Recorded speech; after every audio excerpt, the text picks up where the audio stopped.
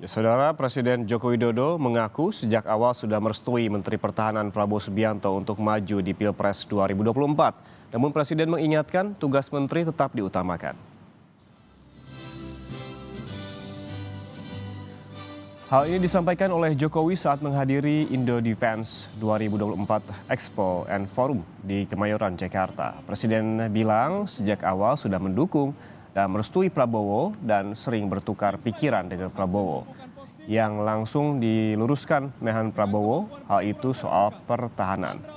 Namun Presiden menekankan tugas menteri tetap diutamakan. Hadirin dimohon berdiri. Sejak awal kok restu-restu. Sejak awal saya menyampaikan mendukung beliau, saling menukar pikiran mengenai bagaimana Indonesia ke depan. Saya kira biasalah saya berbicara bukan sering ya, terlalu sering dengan Pak Menhan itu.